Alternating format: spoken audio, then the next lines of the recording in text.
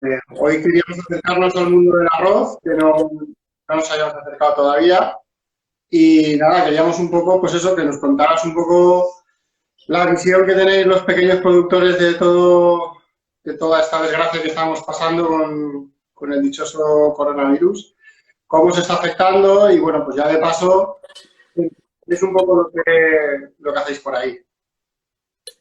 Bueno, ¿por dónde empezamos?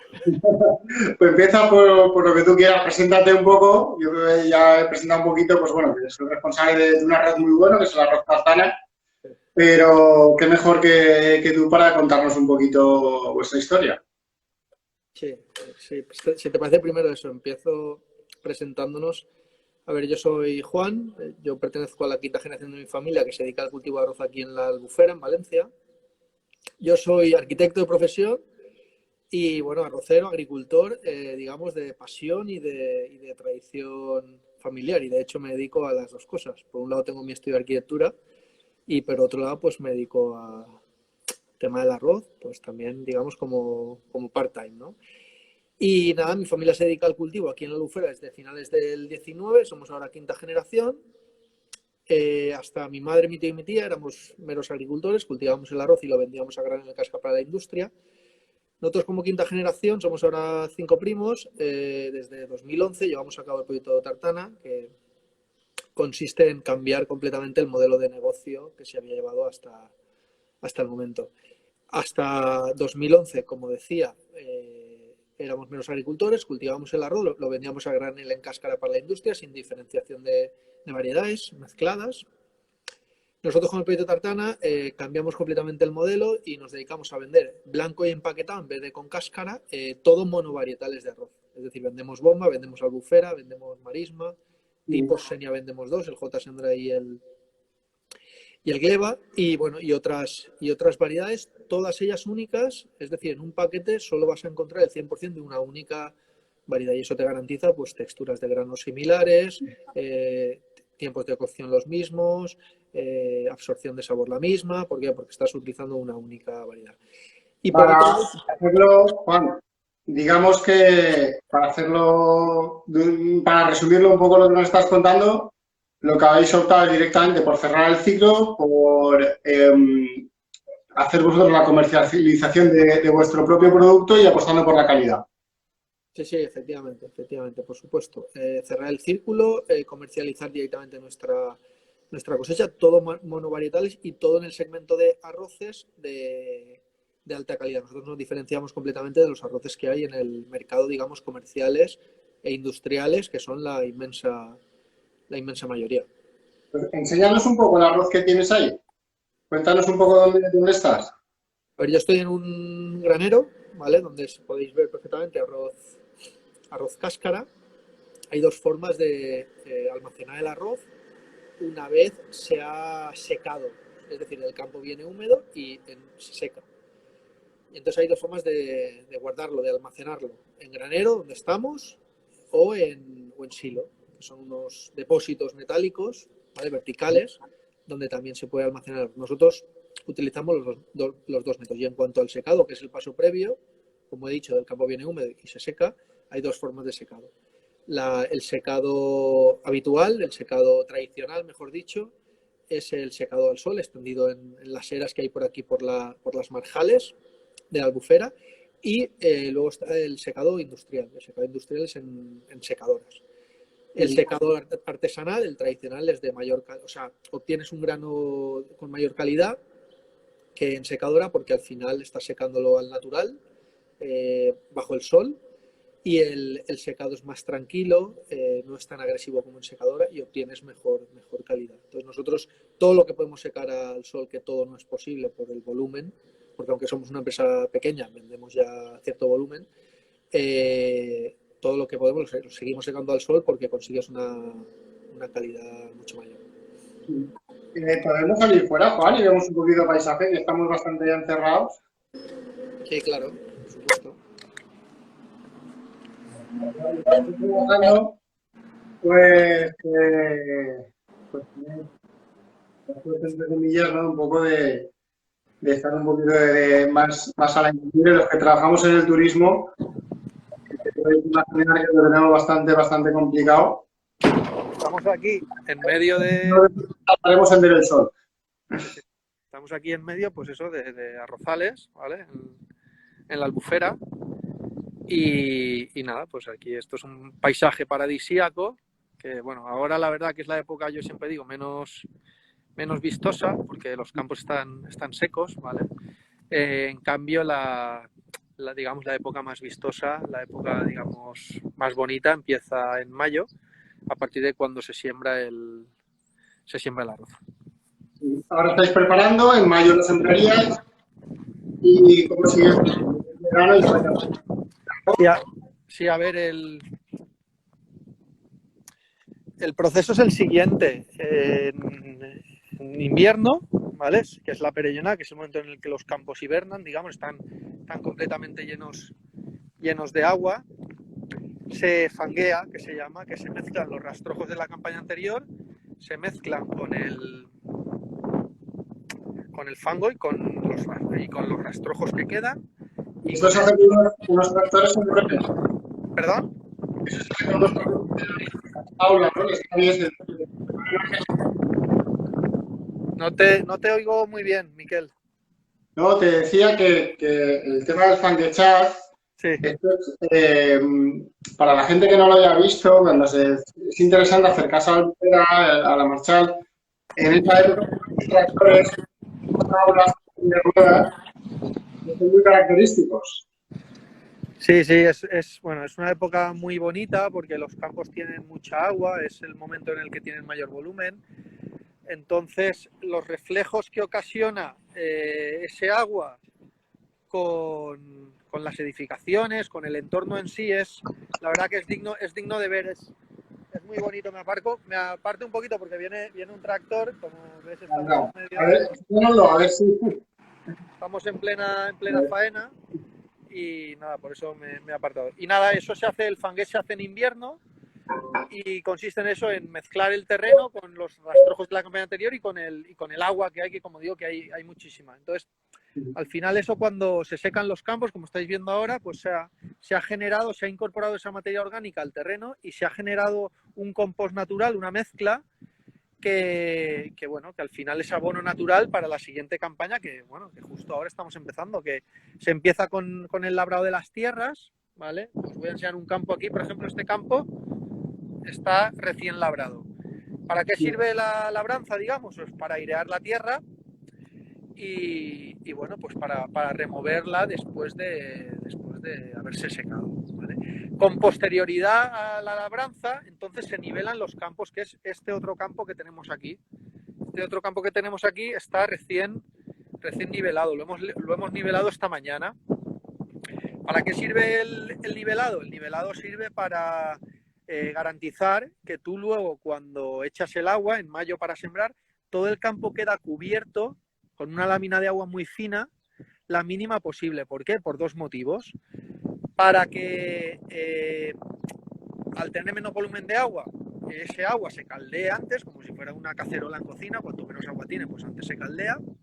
Entonces, cuando tú siembras la semilla del arroz, antes germina. ¿Por qué? Porque al final el agua está muy calentita. Y por otro lado, el que tengas todo el campo cubierto de agua con el mínimo volumen, lo que haces realmente es controlar de manera ecológica la mala hierba. ¿Por qué? Porque el mejor hábitat de la mala hierba, o el hábitat, digamos, más cómodo, son aquellos montículos de tierra que están por encima del agua, mojados, húmedos y calentitos de sol, pero no están cubiertos de agua. Con lo cual estás también garantizando un control ecológico de las malas hierbas para luego tener que escardar manualmente menos. Es decir, el nivelado que os he enseñado en el otro campo es fundamental por esos dos motivos. Para que el campo tenga el menor volumen de agua posible, se caldee cuanto antes y además controlemos ecológicamente las malas hierbas. ¿Qué se hace? Perdón, ¿me preguntas algo? No, sigue. Sí. ¿Qué se hace después del nivelado? Se vuelve a labrar la tierra para volverla, digamos, a airear y a remover. Y a continuación se tira el abono. El abono lo estaremos tirando, yo calculo que en 2 semanas, 3 semanas. justo antes de mayo, que es cuando se embalsa y ya se siembra. Antiguamente se plantaba todo a mano, ahora solo se plantan las zonas de los campos en junio, donde no ha germinado el arroz. Es decir, en mayo se siembra al voleo, es un pequeño tractor con ruedas finas que va por dentro del agua para que no se hunda, y lleva detrás una especie de centrifugadora, digamos así, que lo que hace es sembrar al voleo la simiente, el grano cáscara, ¿vale? Que antes se remoja ese grano por dos motivos: para acelerar el proceso de germinación, esos 2 días que tenemos los sacos de simiente llenos dentro del agua, que mientras se remoja produce que se acelere el proceso de germinación, y por otro lado, esa simiente remojada pesa, con lo cual cuando tú la esparces, las centrifugas que decía yo al voleo dentro del campo, en vez de flotar sobre el agua, cae al fondo.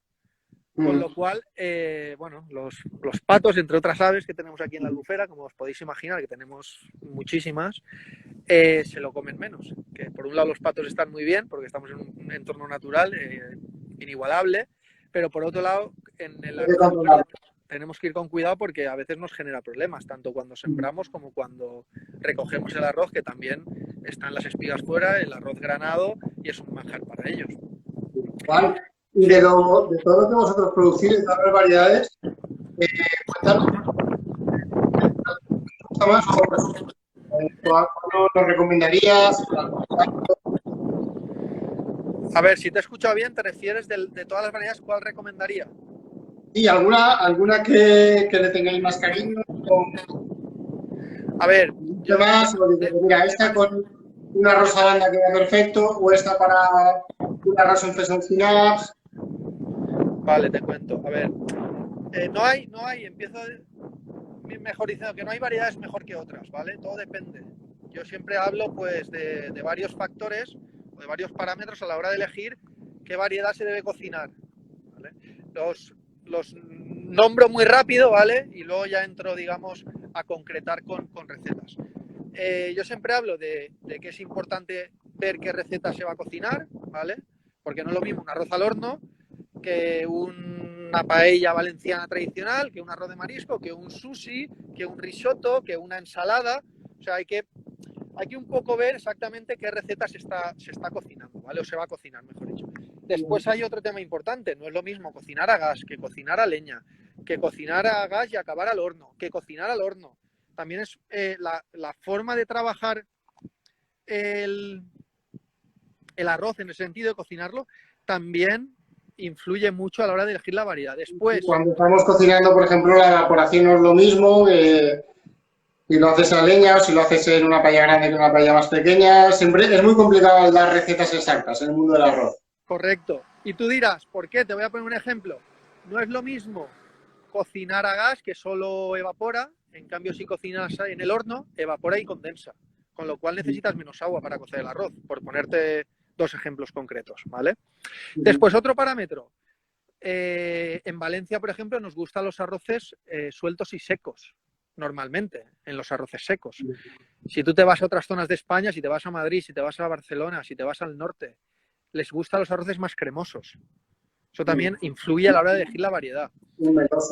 Exacto. Y luego hay un cuarto parámetro que no influye, digamos, hay una segmentación muy clara entre no es lo mismo hacer un arroz en casa para la familia, para 4 personas, ¿vale? Por decir algo, que hacer un arroz en un restaurante. ¿Por qué? Porque en un restaurante tienes unos tiempos de pase, tienes un servicio que dar en poco tiempo muy, muy, muy grande, y te tienes que garantizar que el grano responda y que siempre quede en perfecto estado, ¿vale?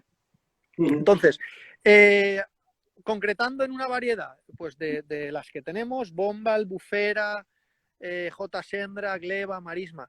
La variedad que hoy por hoy tiene más tirón, porque es la más versátil, es el albufera, que en nuestro caso, por ejemplo, la vendemos en Consum, en un saquito de tela de kilo, ¿vale? Es una variedad que tiene un almidón medio entre los arroces más resistentes con menos almidón, como puede ser el bomba, y los arroces menos resistentes, más cremosos, como pueden ser un tipo Senia o un marisma. Está a medio camino. Entonces, por un lado, te garantizas que la absorción de sabores es muy alta, es muy buena, es muy potente, pero por otro lado también te garantizas que el arroz va a quedar suelto y seco. Casualmente hoy he cocinado yo un arroz al horno, ¿vale? Para 4 personas, con arroz albufera y justo la textura final del grano que hemos comido, ¿vale? Ha sido esa, ha sido un grano muy sabroso, por un lado, y por otro lado resistente. En el caso de los arroces cocinados al horno, como te decía antes, que evaporan y condensan, necesitas un grano que resista mucho, o bien una Yo, albufera o bien un bomba, por ejemplo. ¿Por qué? Porque es una cocción que el arroz sufre bastante por ese motivo. Y en este caso concreto, un arroz al horno tradicional, se pueden hacer arroces al horno de todo tipo, ¿vale? Pero el más tradicional en Valencia, que es el de costilla de cerdo, el de panceta, el de morcilla, es un arroz muy potente, con mucha grasa y con mucho sabor, ¿vale? Entonces requiere una variedad de arroz resistente. O bien una albufera, te va a coger más sabor que un bomba, ¿vale? O bien un bomba que te va a coger un poco menos de sabor, pero en cambio te va a dar una textura de grano aún más suelta. Entonces, claro, por eso te decía también antes que es que depende mucho. va mucho a gustos y depende mucho de las circunstancias. Yo la verdad que, por ejemplo, el arroz albufera para mí es un arroz que me gusta mucho para los arroces caldosos, el arroz en bledes, el arroz en fesol sin apps y de hecho gasto mucho de la que comentabas que tenéis en consumo. Pues, Sí, exacto. Juan, Sí. lo último que ya quería preguntarte un poco era el tema de la comercialización, cómo se está afectando todo el tema de Magnum que se nos ha venido encima y, y no sé si vosotros, aparte de mucha restauración, pero no sé si hacéis venta directa de alguna manera también. A ver, aquí hay, digamos, hay dos mundos, ¿vale? Por un lado está la parte pura de agrícola, ¿vale? Que la pura parte agrícola, pues el arroz en tiempos de crisis como la que estamos y lo que se prolongue, bueno, dicen que si con un poco de suerte no será tan larga como la de 2008, pero bueno, esperemos que sea lo más corta posible. Pues normalmente en tiempos de crisis las materias primas y en la canasta, ¿no?, de compra, como es el arroz, que es un producto básico, pues suele haber una venta mayor en general. ¿Por qué? Porque al final pues, la gente no tiene menos dinero, come en casa y entonces pues compra productos, digamos, de menor precio. Y el arroz en general es un producto de la canasta básica pues barato en comparación a otros productos, ¿no? Entonces la pura parte de alimentación en supermercados, ahí van a subir las ventas y de hecho nosotros en Consum estamos vendiendo mucho más que vendíamos. De hecho, en la primera semana, la del 15 de marzo, si no recuerdo mal, bueno, las ventas de arroz no sé si aumentaron un 260% o algo así. Ibas a consumir y no había nada. Correcto. Llegó a haber roturas de stock en los lineales, correcto. En Consum y en otros supermercados. La parte que sí que, digamos, se va a ver muy, muy fastidiada, y ya lo estamos comprobando desde entonces también, es la parte de hostelería, porque de la noche a la mañana han cerrado todos los restaurantes, pero no en España, como aquel que dice, en todos los países desarrollados. Nosotros vendemos en Estados Unidos, vendemos en Australia, vendemos en Rusia, vendemos en Andorra, vendemos en Inglaterra, vendemos en un montón de países. Yo la semana pasada hice una batida, ¿no?, de clientes, en el sentido de que pues yo, bueno, hago el seguimiento como a ello que me dedico. Hice un seguimiento de qué tal los clientes fuera de España y en España. Y tanto a nivel nacional como a nivel internacional, como te digo, en todas partes los restaurantes están cerrados. Por ejemplo, hay una diferencia. En Estados Unidos no han obligado a cerrarlos como tal, pero como la gente no está en la calle, no abren. No sé si me explico. O sea, que así como aquí sí que el gobierno ha dicho, oye, cerrados hasta nueva orden. Allí han dicho, la apertura es opcional, ¿vale? Pero si no hay gente en la calle, no entran. No sé si me explico. Entonces, muchos directamente han cerrado. En Australia, lo mismo. En Nueva Zelanda creo que directamente el gobierno, sobre ser un país con muy pocos infectados, directamente el gobierno ha hecho 4 semanas de confinamiento total. Lamentablemente es un problema internacional que le afecta a todos los países desarrollados y no desarrollados. Lo que pasa es que nosotros vendemos evidentemente en países desarrollados. Y nada, la parte de hostelería, hablando coloquialmente, espero que me perdones, pues está muy jodida. Está muy jodida en el corto plazo. En el medio plazo quiero pensar que se va a ir recuperando. Y ya se está hablando que quizá cuando reabran los restaurantes van a limitar a lo mejor los aforos por el tema del distanciamiento entre personas, ¿sabes? Entonces la parte de hostelería va a tardar mucho en recuperarse. Pero bueno, pues el arroz es un producto que por lo menos un tiempo... ¿Perdón? ¿No te he escuchado? El arroz es un producto Sí. que por lo menos un tiempo, aunque en un pequeño periodo, lo podéis conservar. Sí, la verdad que por ahí sí que tenemos esa ventaja, digamos, competitiva en el sentido de que es un producto de que lo puedes, en cáscara, en blanco, una vez lo pelas y lo empaquetas ya empieza, digamos, ya tienes que estar más pendiente de la conservación. Pero en cáscara, bueno, el arroz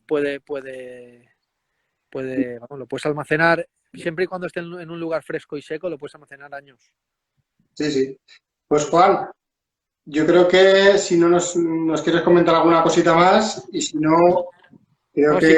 Lo único si quieres, porque me he quedado un poco a medias con el tema del proceso de cultivo, si quieres lo acabo de explicar, por si Vale. ha generado interés, ¿sabes? Y... Dime. Ah, creo que justamente ahora te hemos perdido. No, es que me ha entrado una llamada, ¿vale? Vale, te cuento. Pues me he quedado, si no recuerdo mal, porque en mayo se siembra y en junio plantamos a mano las zonas de los campos donde no ha germinado el arroz, es decir, antiguamente se plantaba todo a mano. Nosotros ahora ya, pues en estos tiempos que está el cultivo muy mecanizado, solo se planta a mano esas zonas de los campos donde no ha germinado el arroz, ¿vale? Eso se hace en junio. Y esas mismas cuadrillas que plantan arroz en junio, en las calvas donde no ha germinado el arroz, como decía, en julio escardan manualmente, es decir, quitan las malas hierbas a mano. ¿Por qué? Porque nosotros en la Albufera no podemos certificar los arroces como ecológicos, pero sí que conseguimos con esas escardas manuales que los residuos químicos que tengan sean cero. Con lo cual es como si fueran ecológicos, pero no se pueden certificar por las circunstancias, por la idiosincrasia de las aguas en la Albufera que las compartimos. Y por ese motivo no se pueden certificar, pero los arroces son como si fueran ecológicos porque no llevan residuos químicos. Vale. Y luego, nada, ya eso es en julio, las escardas, en agosto ya el arroz espiga, madura, grana y en septiembre se recoge. Antiguamente se segaba toda a mano, ahora se recoge con cosechadoras.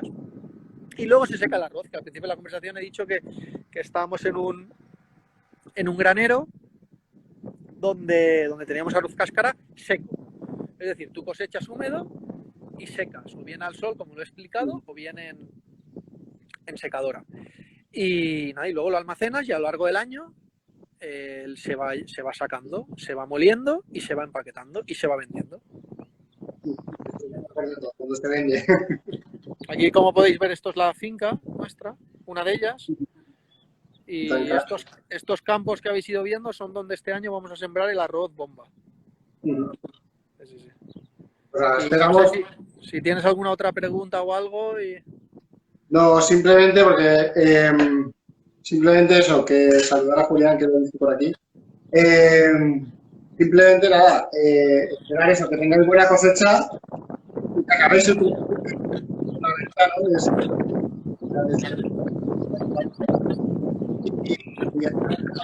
pronto que podamos hacer lo que sobran,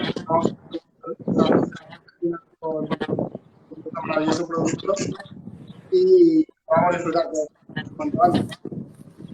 Muy bien.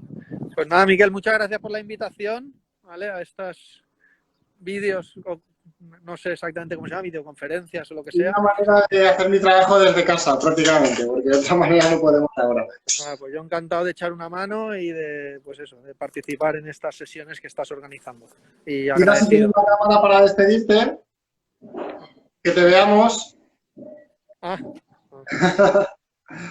Sí, muy bien, así muy bien. Así ya tenemos la cara para despedirte. Pues nada, Juan, eso, muchas gracias por estar aquí y que vaya todo muy bien. A ti un abrazo.